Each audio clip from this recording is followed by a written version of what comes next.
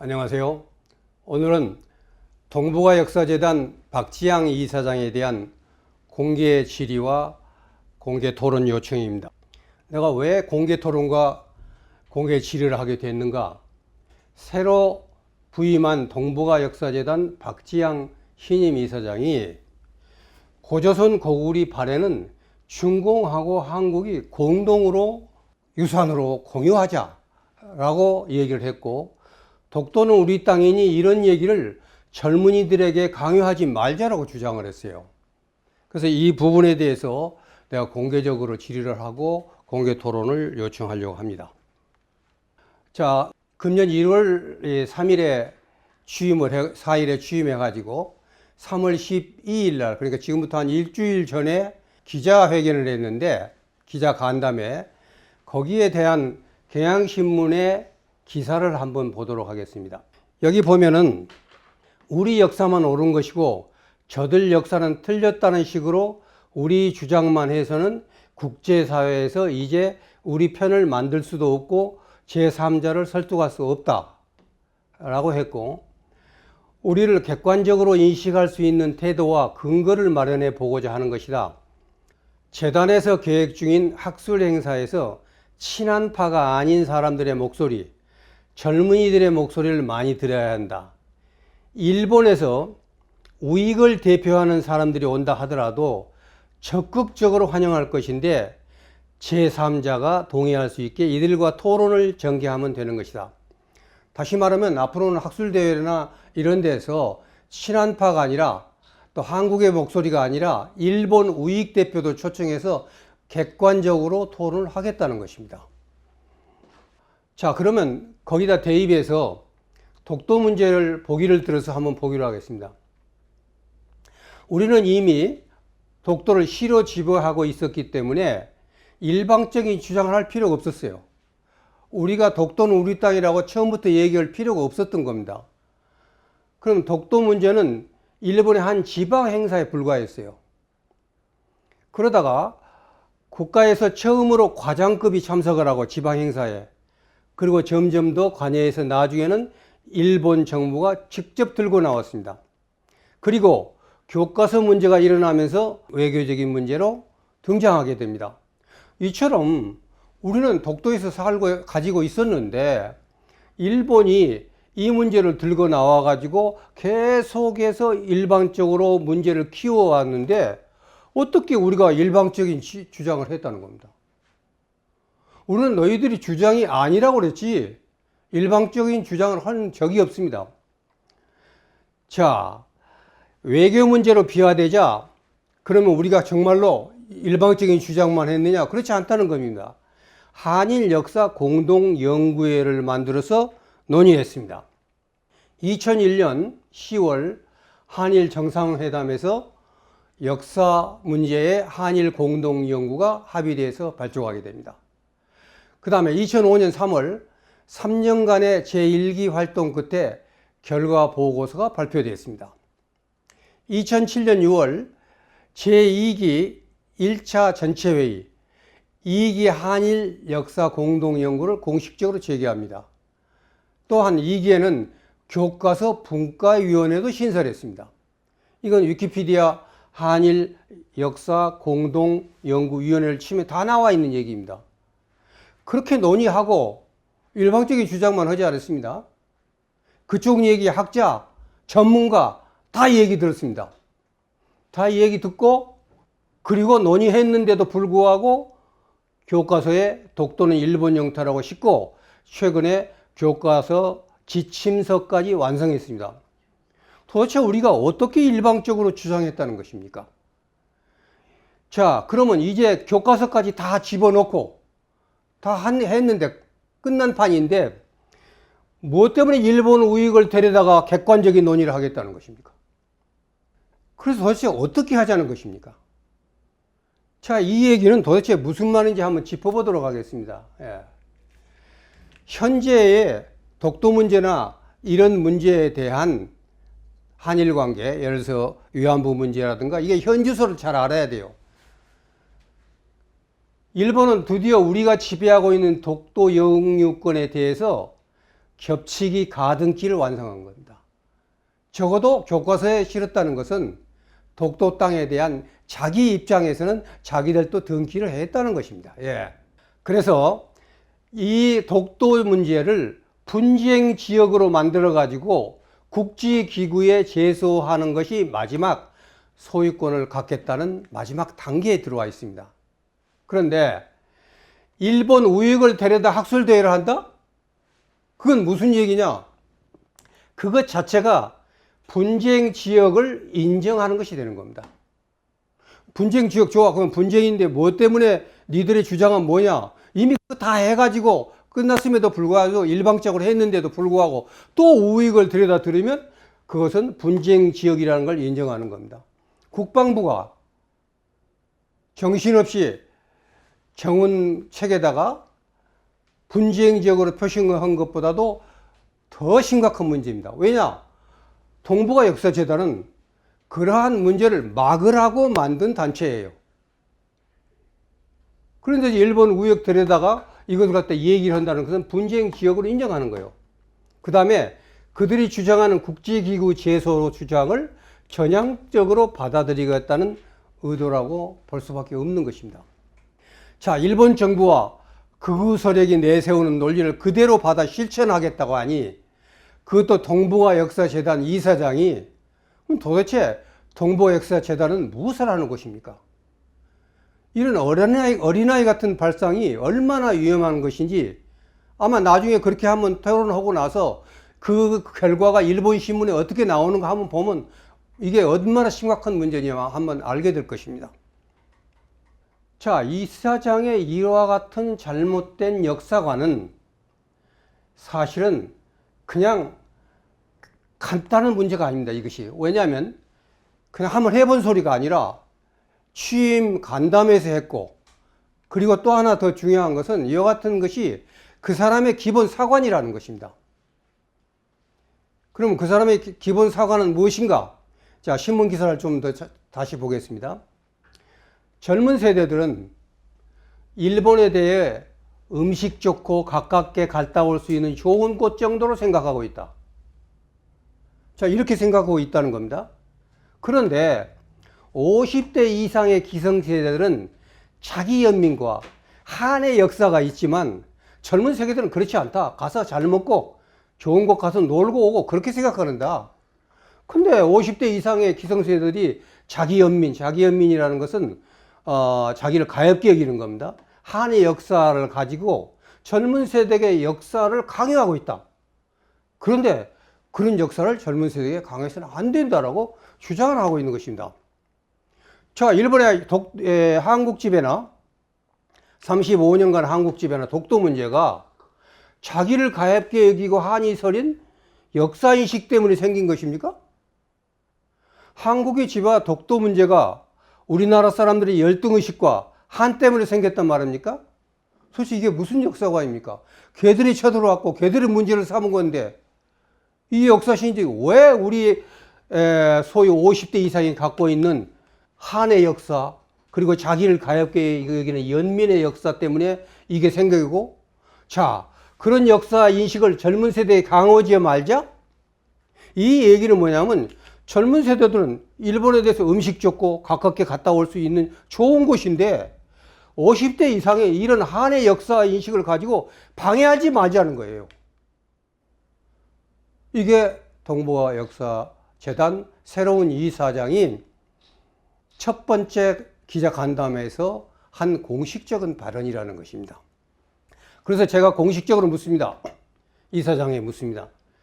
일본 강점 문제는 한국의 50대 이상의 연문과 한 때문에 생긴 것인가?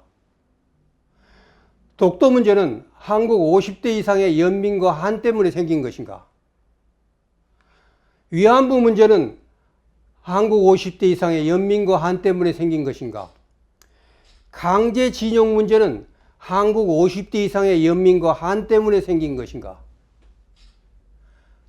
또 한국의 어른들은 젊은이들에게 자기 연문과 한의 역사를 강요하고 있는 것인가? 한국의 어른들의 자기 연민과 한의 역사가 정말로 젊은 세대에게 일본 여행을 방해하고 있는가? 이 점에 대답을 해야 됩니다. 이 6가지가 이사장에게 묻는 저의 공개 질의입니다. 그 다음에 동북공정에 관한 겁니다. 그 다음에 이제 기자들이 물었어요. 동북공정에 대해서는 어떻게 생각하느냐. 그러니까 이렇게 대답을 했어요. 고대 유물을 가지고 내가 주장하며 싸우는 시각은 찬성하지 않는다. 공동의 유산식으로 접근해야 한다는 것이 학자라고해서 생각이다. 이게 무슨 소리입니까? 예. 자, 동북공정이 고대 유물을 가지고 싸우는 것인가? 우선 이거부터. 그래서 나는 요즘 애들은 동북공정이 초등학생만 하더라도 역사 가지고 싸우는 거지 고대 유물 가지고 싸우는 거라고 생각지 않습니다. 근데 도대체 이게 무슨 얘기냐는 거예요. 예. 동북공정은 중화인민공화국이 옛날 조선, 부여, 고구리, 발해 같은 3000년 우리 역사를 중화인민공화국 역사로 만들기 위한 프로젝트였어요. 그런데 이 문제를 대응하기 위해서 만든 동북아 역사재단 이사장이 동북공정을 고대 유물을 가지고 니것 내것 싸우는 것이라는 상상을 초월하는 인식을 가지고 있다는 것입니다. 말씀드렸죠. 초등학생도 이런 말은 할 수 없습니다. 1979년 이전에는 중화인민공화국도 전부 고구리, 부여, 옛날 조선, 발해는 우리 역사라고 했습니다. 당시에 유일한 백과사진 사회를 봐도 고조선, 부여, 고구리, 발해 역사는 조선의 역사라고 했고 1962년 주울레가 조선 관계 담화에서도 다 인정했던 겁니다. 그러다가 90년대 들어오면서 국가사업으로 역사 왜곡을 시작하다가 여러분이 잘 아는 동북공정이 2002년부터 중국 공산당 핵심 학술기구인 사회과학원을 통해서 국력을 다해서 침탈해 간 것이 이것이 동북공정입니다. 예. 이건 뭐 내용이 많으니까 자세한 건 제가 동북공정 백서를 발표했으니까 참조하시고 필요하신 분 나중에 소개하겠습니다만 필요하신 분들은 무료로 보내드릴 테니까 신청하시기 바랍니다. 자, 다시 한번 보겠습니다. 예. 동북공정이 무슨 유물을 가지고 싸우는 것이냐는 거예요. 우리가 일방적으로 침략을 받은 것이고 이런 역사전쟁에 나와 싸우라고 만든 것이 동북아 역사재단이에요. 그런데 동북아 역사재단 이사장이 그런 것 그냥 내 것 주장하지 말고 조선이고 부여고 고구리고 발해 역사고 두 나라가 같이 공유하면 되지 않느냐 이런 주장이에요. 그렇다면 그러한 결정을 중화인민공화국에 맡기면 되지 무엇 때문에 동북아 역사재단이 존재합니까? 이사장은 무엇 때문에 존재한 거예요?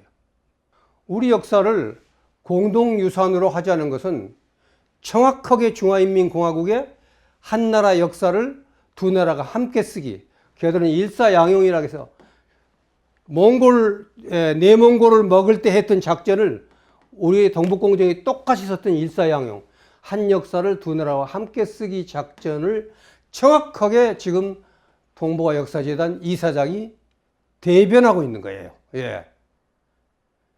자, 그 사람들이 처음에요.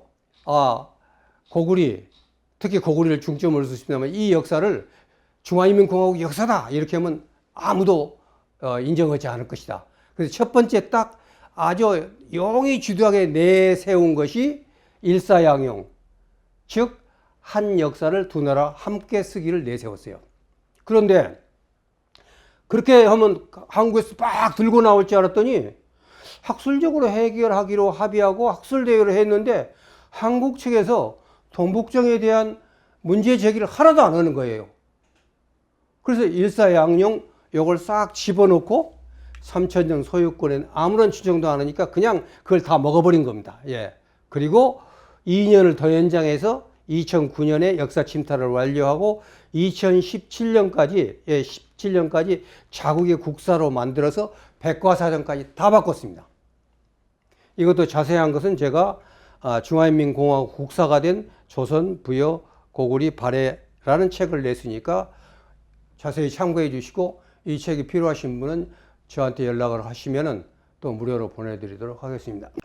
자, 이 사장이 이야기하고 있는 공동유산으로 하자는 것은 동북공정이 진행될 때 중화인민공화국이 삼았던 전략이었고, 이제는 국사화가 완료되어 굳히기 작전으로 들어간 단계인데 대단한 대안인 것처럼 침탈자의 전략을 대변하고 있다. 이건 정말 어처구니가 없는 일입니다. 이 얘기는 뭐냐면 새로 온 이사장은 동북공정이 무엇인지 모르는 겁니다. 두 번째, 이사장은 동북공정이 어떻게 진행됐는지 모르고 있는 겁니다. 세 번째, 이사장은 동북공정이 끝났는데 아직 진행되고 있는지 끝났는지도 모르고 있는 겁니다. 그 다음에 이사장은 우리 역사 3000년이 중화인민공화국의 국사가 된 것이 어떤 의미인지를 모르고 있는 겁니다, 지금. 그리고 한갖 유물 가지고 네 것 내 것 싸우는 걸로 잘못 알고 있는 거예요. 예. 하나 확실한 것은 아무것도 모르는 사람이 이런 문제를 다룰 국제기관의 우두머리가 되어 아주 어린 아이 같은 이야기를 하고 있다는 것입니다. 그래서 공개적으로 이 문제에 대해서 묻습니다. 공동유산으로 하자는 이사장이 묻는다. 조선은 중화인민공화국 역사도 되고 한국 역사도 되는 것인가? 부여는 중화인민공화국 역사도 되고 한국 역사도 되는 것인가? 고구려 역사는 중화인민국 역사도 되고 한국 역사도 되는 것인가? 발해 역사는 중화인민국 역사도 되고 한국 역사도 된다는 것인가? 다시 말하면 조선, 부여, 고구려, 발해의 역사를 공유하자는 얘기인가? 이에 대한 공개적인 답을 요청드리는 바입니다. 자, 그러면 어디서 이런 유치한 역사관이 나온 것인가? 유치하다는 것은 어린아이란 뜻입니다. 정말 아무것도 몰라서 그러는 건가? 그런데 이사장의 학문적인 견해와 활동 경력을 보면 그것이 단순한 견해와 한계 때문이 아니고 일생 동안 굳혀온, 또 생활해온, 공부해온, 가르쳐온 역사관을 그대로 나타내고 있다는데 큰 문제가 있습니다. 그러면 그에 대한 증거를 지금부터 간단히 대도록 하겠습니다. 이 동북아 역사제도를 이제는 뉴 라이트 사상이 이끌고 있다고 얘기를 할 수 있습니다. 왜냐? 박지양 이사장은 해방 전후사의 재인식 등을 통해서 뉴 라이트 활동에 적극 참여했습니다. 여러분들이 해방 전후사의 재인식을 한번 사서 보시면 됩니다. 이 책은 박지양, 그 다음에 이승만 학장을 했는 이영훈, 김철, 김일령 이 3명이 있었고, 이것이 이제 교과서 포럼인데 나중에 한국 현대사학회가 됐습니다. 그래서 뉴라이트 계열을 주축으로 한국 근현대 분야를 중점적으로 다루는데 여기에 박지양 이사장은 아주 중요한 활동을 했다는 것입니다. 아주 적극 참여했다는 것입니다. 그러면 도대체 이 책에 대해서 어느 정도의 소위 사회적인 반응을 받았느냐 하는 것입니다. 그래서 제가 나무위키에 나왔어요. 나무위키에 보면 이 책에 대한 논란, 이 책에 대한 논란이 이렇게 나옵니다. 발간 당시 조중동을 위시한 보수 세력 언론에서 필독 도서 정도로 소개하며 홍보하였다.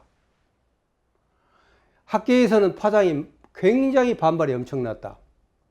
이 책의 내용이나 자료 출처 등에 대해서 진보 좌익 학자들은 편향적이라고 보았다.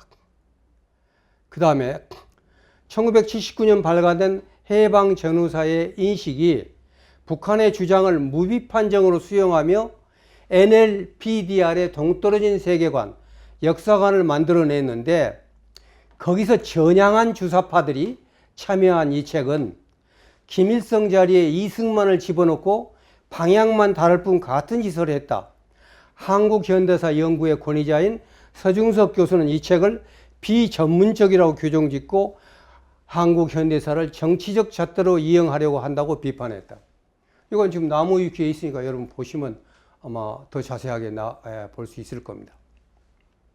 근데 제가 직접 이제 경험한 것, 저는 뭐 뉴라이트 참여 않고 거기에 토론도 참여를 안 했는데 이 뉴라이트가 사실은 국사 해체론주의자들과 일치한다는 점이 심각합니다.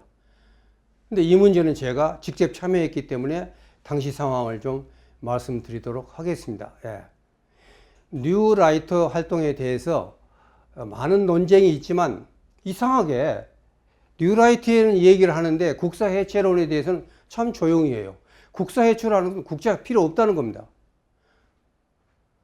그래서 2003년 8월 21일 프레스센터에서 열린 국사 해체를 향하여 란 공개 토론을 제가 참석을 했습니다. 그래서 이 대목은 저도 많이 잊어버렸기 때문에 조선일보 유석지 기자가 쓴 국사는 억압이며 은폐다. 민족 폐쇄성 벗어나야 한다는 기소를 참조해서 그대로 그냥 옮겨놨습니다.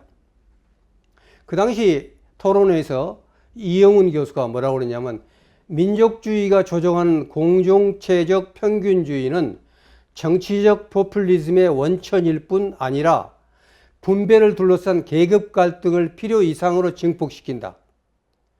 역사가 마치 재판관이 된 것처럼 도덕적으로 선악을 판단하는 것은 결코 바람직하지 않다. 고로 국사는 없애야 된다. 라고 주장했습니다. 그 다음에 한양대학의 임지연, 이 사람 동유럽사입니다. 아까 경제사 전공한 사람이죠. 그러니까 국사 해체자인데 국사학자는 참석할 수 없죠. 국사학자는 한 분도 여기에 발표한 사람이 없습니다. 식민지 시대 민중의 고통은 어느 순간 민족의 고통으로 바뀌고 민족은 다시 국가의 개념으로 전이해왔다. 그렇기 때문에 1980년대 민중사학조차 국가 권력을 정당화할 위험성을 갖추고 있었다. 협소한 국민 국가의 틀을 벗어나 인간의 삶과 다양한 국면을 존중하는 역사를 구축해야 된다. 역사를 없애야 되는데 거창하게 인간의 삶과 다양한 국면을 들고 나왔습니다. 네. 그 다음에 제1교포로 최초로 와사대학 교수가 된 이성시 교수. 이분은 우리 한국사를 전공한 사람입니다. 그런데 와사대학 교수를 하면서 가장 고민이 뭐냐면 일본과 한국 양쪽에 자기는 소위 제1교포인데 굉장히 난처했어요. 그렇기 때문에 아마 민족 국사를 해체하자고 주장한 것 같아요. 그와 같이 그러니까 한일 뭐 동아시아 역사회라는가 그걸 만들어 가지고 발표한 겁니다. 이거 그때 굉장한 반응을 일으켰던 것입니다. 거기에 뭐라고 했냐면 이성시 교수가 우리에게 국사는 억압이며 배제이며 은폐입니다. 국사는 역사를 하나 일국사라는 하나의 틀 안에 가둬버림으로써 다양한 역사상을 매몰하고 역사적 상상력의 결핍을 불러오게 합니다. 그로 국사는 해체해야 된다는 거. 자기 바람일 수도 있어요. 국사가 해체되면 제1교포로서 일본 교수가 되기에 좋겠죠. 그런 특수한 상황이라고 저는 이해를 하고 있습니다. 자, 그때 그런데 참 놀라운 일이에요. 국사를 해체하고 한국사를 없앤다 그러면 모든 사람이 국사 교수들이 나와서 막 반대할 줄 알았어요. 근데 플로에서 국사학자가 단 한 명도 나서서 너희들이 무슨 말이냐, 국사는 있어야 된다고 주장한 사람이 없었어요. 그때 저는 깜짝 놀란 거예요. 그 당시 저는 고구려연구회 회장을 하고 있을 때인데 그때 제가 손을 들고 문제 제기를 했습니다. 원래 역사에서는 자인과 저울렌이 있습니다. 역사적 견해가 달릴 수 있어요. 그러나 역사적인 사실이 있을 수가 없습니다. 그래서 우리 국가와 우리 민족에 있었던 역사적인 사실 자체를 없앨 수는 없는 겁니다. 그 인식을 바꿀 수는 있는 거지. 그래서 저희가 현실적으로 엄연히 존재하는 국사를 어떻게 해체할 수 있느냐라고 얘기를 했어요. 그 다음에 그렇게 신화니 뭐 나중에 보겠습니다만은 신화를 가지고 뭐 3000년 역사를 만들어내는 비판하는 사람들이에요. 그래서 신화는 과정이 있지만 존재하지 않는 것은 아니다. 그리고 더 중요한 것은 모든 나라는 신화로부터 시작해요. 그래서 그 신화적인 얘기가 역사의 시작인 게 모든 나라예요.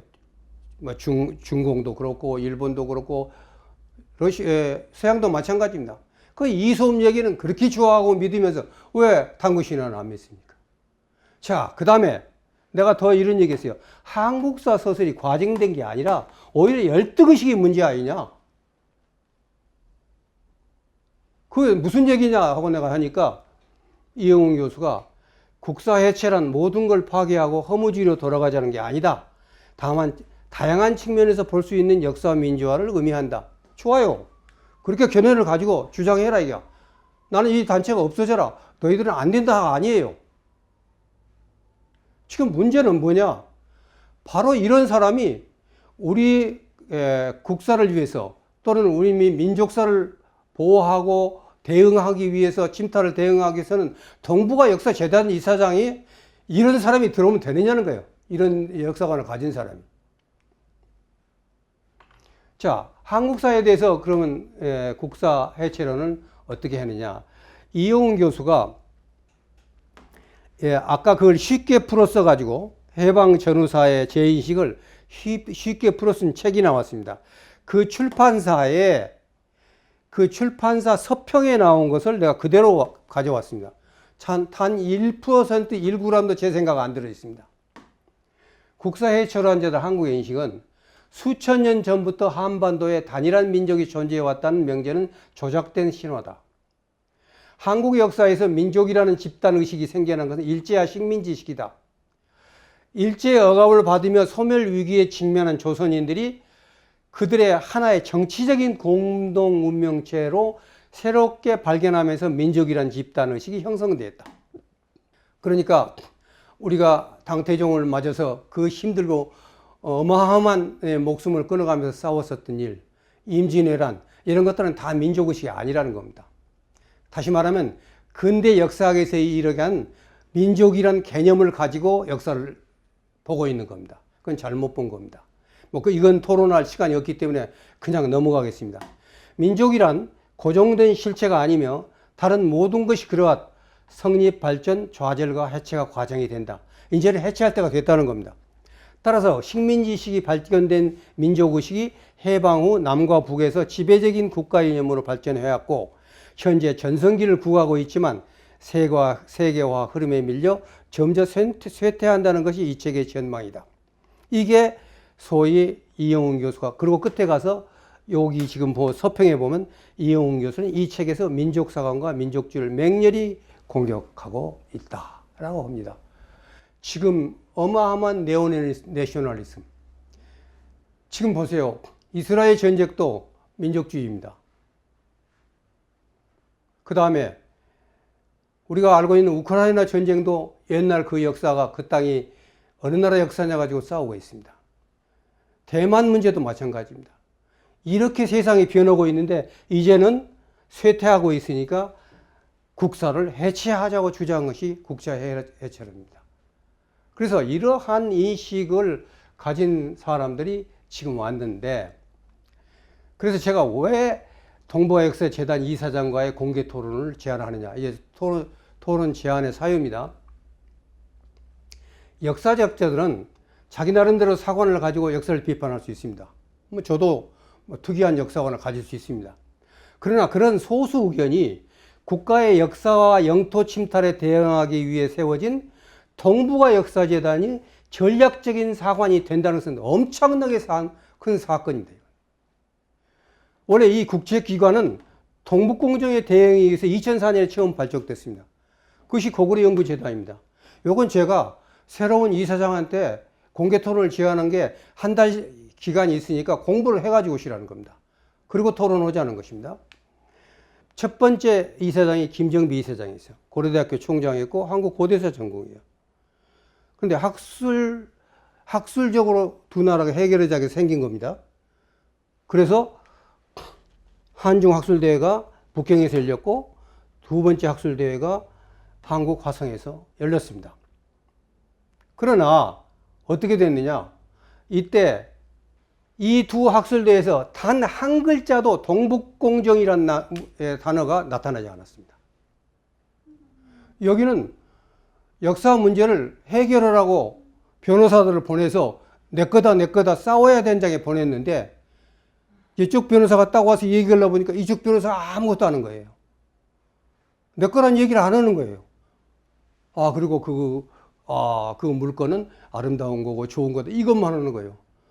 결국 여기서는 아무런 문제도 결론도 나오지도 않고 심지어는 문제 제기조차도 안 했습니다. 그런데 이것도 왜 그랬냐? 김정배 이사장은 좀 오랫동안 같이 토론을 하려고 생각을 했었어요. 그러나 1년 반 만에 결국은 동북아 역사재단한테 흡수 합병, 다시 말하면 쫓겨난 겁니다. 그건 뭐냐? 동북아 역사재단은 주로 일본사를 전공하는 사람들이 독도 문제가 일어나니까 만든 거예요. 주교 외교부. 그 다음에 고구려 연구재단은 교육부. 밥그릇 싸움입니다. 뭐 자세한 건 제가 책에 써놨으니까 동북공정 백서에서 보시기 바랍니다. 최초 김용덕 이사장은 일본 근대사 전공입니다. 이때 한국의 한중 고구려 역사 토론회 2007년, 2008년 두 번 하는 동안에 단 한 번도 동북공정 니는 틀렸다. 우리 주장은 이러니까 동북공정 그만두라고 한 적이 없습니다. 그리고 이 김용덕 이사장이 와가지고 이 2009년까지 3년 동안 한 일은 이겁니다. 국민들이 역사를 잘 모르고 흥분하고 있는 국민들을 안심시키고 조용히 시키는 것. 이것이 목적이었습니다. 그리고 그 다음에 보십시오. 전부. 동북공정을 하려면 동북공정이 뭔지 알아야 되는데 내가 왜 이사장하고 토론을 하자고 그러냐. 당신 모르면 그만두라는 겁니다. 그 다음에 동북공정은 어떻게 됐냐. 이거 완전히 끝난 거예요. 보세요. 그 다음에 온 사람도 일제강점기 사회경제사 전공. 그 다음에 김학준 정치외교학 전공. 김호석 일본정치 한일관계. 김도영 한말 일제강점기 전공. 이영호 일제강점기 전공. 전부 다 이런 사람이 전공한 거예요. 이 사람들 어떻게 동북공정을 알아서 대처합니까? 그런데 새로운 박지양 이사장은 그나마 일본 사회경제사 전공도 아니고 일본도 아니고 중국도 아니고 영국사 전공이에요. 이 상에서 본 바와 같이 고구려 연구재단 때만 그래도 한국 고대사 전공자이지 모두가 일본사 전공 또는 정치학자들이었어요. 결국은 동북공정에 대한 대응은 실패했습니다. 아까 말씀드렸죠. 한국학술대회 때 정말로 준공이 바라는 학술대회만 하고는 아무 문제 제기 안 했어요. 독도 이슈 문제가 되자 일본사 전공자들이 이 문제를 들고 어마어마하게 떠들었어요. 그러나 결국은 어떻게 됐느냐. 2017년까지 그 타치현 역사를 자국 역사로 만들었는데 여기 이사장들이 제 결론은 이겁니다. 정재정, 김학종, 김호선 비전문가 그 다음에 이런 사람들은 이 얘기를 제대로 파악조차도 못하고 일본과도 논쟁만 벌리느라고 대부분 동북공정은 돌아보지도 않았습니다. 독도 문제가 중요한 문제가 됐어요. 자, 그러면 독도 문제는 성공했느냐? 성공하지 못했어요. 결국은 독도 문제, 위안부 문제 다 실패했고 독도는 일본 교과에서 실리게 됐고 그 다음에 위안부 문제는 지금까지도 해결되지 않았습니다. 네. 이처럼 고구려 연구재단, 동북역사재단까지 20년 역사 기간 동안에 7명의 이사장들은 역사 침탈에 실패했습니다. 그러므로 앞으로 이처럼 실패한 대응에 대한 결과를 어떻게 회복할 것인가 하는 막중한 임무를 가진 7대 동북아 역사재단에 한국 고대사도 일본사 전공도 하지 않은 영국사 전공자가 이사장 업무를 시작했습니다. 그리고 더군다나 뉴라이트이고 국사해체론을 주장하는 그룹에 이사장이 취임하였고 그런 이사장 취임이 첫 간담회에서 아까 우리가 봤던 그런 상상을 초월하는 대단한 역사관을 내세웠다는 것입니다. 그러면 이것이 그냥 한번 해본 소리가 아니라 자기가 가지고 있는 국사해체론을 실제로 진행하겠다는 첫 번째 신호가 나왔습니다.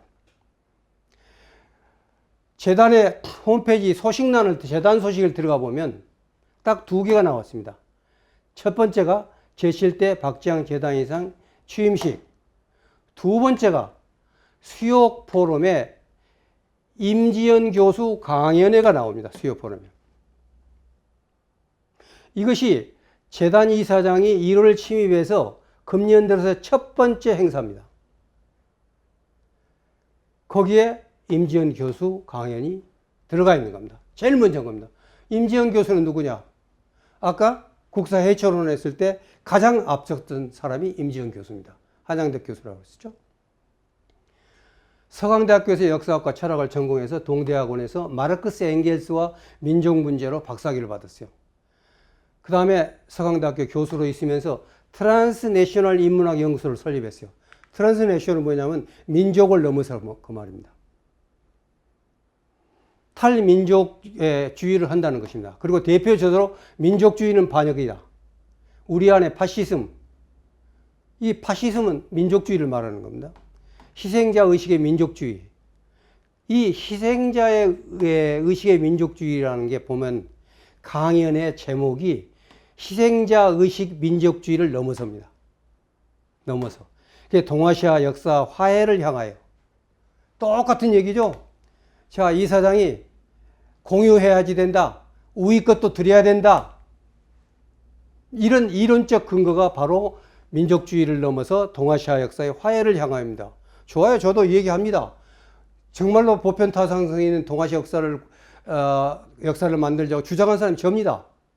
그러나 지금 여기는 아까 말한 대로 국사를 해체하자는 그러한 백그라운드가 뒤에 있다는 겁니다. 자, 그렇게 해가지고 폴란드, 일본, 독일, 한국 등의 사례를 통해서 희생자 의식 민족주의 현상을 진단하고 극복할 수 있는 방안을 살펴보았다. 자, 이사장이 아까 말씀드렸듯이 민족주의를 벗어나자는 주제였습니다. 역사 문제 옛날 것 유물 갖고 싸들지 말자. 공유하면 되는 거야. 그 다음에 일본 우리에게도 들어. 그래가지고 화해로 가자. 동아시아의 역사 화해를 하자. 라고 주장을 하는, 이거 얼마나 위험한 것이 아닙니까? 좋아, 지들 그렇게 하라는 거야. 근데 동북아 역사의 재단은 뭐 때문에 생긴대냐 말이야. 우리 역사를 뺏어가려는 사람들한테 대응하라고 만드는 동북아 역사의 이사장이 그렇게 생각을 하고 기자회견을 하고 첫 번째 행사에 바로 그 최고의 앞장서서 부르짖고 있는 학자를 데려다가 첫 번째 행사 강연을 시켰다는 겁니다. 자, 이상에서 동북아역사재단의 설립 목적과 이사장들의 면모를 살펴보았습니다.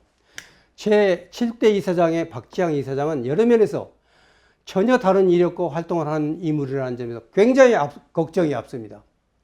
따라서 우리나라 영토와 영토 문제에 대한 정책과 전략을 책임질 이사장으로서 앞에서 질의한 것에 대한 성실한 답변을 기다리겠습니다. 두 번째, 이 중차대한 문제에 대한 공개 토론을 제안하니까 꼭 참석해 주시기 바랍니다. 제가 1차 장소를 정했습니다.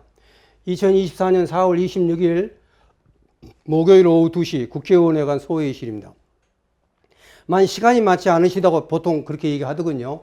그러면 언제든지 좋습니다. 밤 12시도 좋으니까 1년 4시4칠 좋으니까 다른 시간과 장소를 제안한다면 바로 그 사무실이라도 쫓아가서 제가 토론을 할 의의가 있으니까 반드시 응해 주시기를 바랍니다. 제 얘기는 이상이고, 자, 그러면 너는 누군데?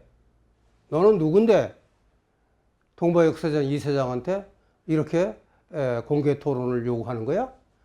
저는 동북공정 고구려사라는 책을 번역했습니다. 이것이 여러분 잘 아시다시피 중공에서 고구려 역사가 자기 역사라고 하는 첫 번째 국가에서 발행한 교과서입니다. 그 다음에 중국이 쓴 고구려 역사, 이것도 제가 번역했습니다. 이것도 마찬가지로 두 번째 교과서입니다. 근데 왜 이걸 내가 번역했냐? 앞에다가 100페이지씩 제가 이 책을 읽을 때 조심한 점을 썼습니다. 안 그러면 우리 학자들도 뺏겠습니다. 그쪽 일은 또 뺏겠습니다. 그 다음에 동북공정과 한국학계의 대응의 논리, 이것은 24명이 1600페이지에 달해서 각 조목조목 시대별로 우리가 반영해서 그걸 반박했던 책을 했습니다. 백두산 국경연구, 결국은 영토 문제입니다. 이건 1962년도 조선과 중화인민공화국이 했었던 그 국경조약을 제가 하나하나 해설하고 했던 책입니다. 동북공정 백서 제가 냈습니다. 중화인민공화국 국사가 된 조선 부여 고구리 발해 맑은 나라를 제가 맑은 나라 출판사에서 이 책을 냈습니다. 저는 고로 35년 동안 이 문제에 대해서 고민했던 사람으로서 새로운 동북역사재단 이사장에 대해서 큰 두려움을 가지고 걱정을 가지고 소위 공개 토론을 제안하는 것입니다. 이것은 이제 사이드로 말씀을 드리겠습니다. 이 중화인민공화국 역사 침탈에 대한 공고토론의 장소에 이게 제가 한국은 어떻게 동북공정 대응에 실패했는가, 고구려연구재단과 동북역사재단의 대응 실패를 분석하는 것을 발표를 합니다. 이것은 간도문화 체험마을 6주년 기념 자료전 및 세미나인데 저를 초청을 해서 가서 강의하게 됐습니다. 오후 2시부터고 국회의원 소회실입니다. 여기에 누구나 참석할 수 있습니다. 관심 있는 분들은. 그리고 여기는 아무나 들어갈 수 있고 전시회도 관람할 수 있는데 미리서 우리가 준비하는 측에서의 필요에 의해서 자기 이름과 메일 간단한 전화번호를 여기에 보이는 메일이나 아니면 전화로 문자를 주시기 바랍니다. 그리고 이미 저한테 동북공정 발표회 때 신청했던 분이 한 500분 계신데 이분들은 그냥 이름하고 메일 전화번호만 해주세요. 자기소개 필요 없습니다. 이렇게 해주시고 그 다음에 이제 이번에 뭐 많은 분이 받았습니다만은 동북공정 백서 중화인민공화국 국사가 된 조선 부여 고구리 발해 이북을 무료로 보내드리겠습니다. 이 메일로 여러분이 신청하시면 됩니다. 중화인민공화국 국사가 된 조선 부여 고구리 발해는 종이로 된 책도 책방에서 팔고 있습니다. 그런데 그냥 이북이 괜찮으시다면 저한테 연락을 주신 분은 이북을 무료로 보내드리겠습니다. 동북공정 백서는 책방에서 살 수가 없습니다. 그래서 꼭 이북을 신청해주고 저희들도 책은 드릴 수가 없으니까 이북으로 드리도록 하겠습니다. 여기까지입니다. 고맙습니다.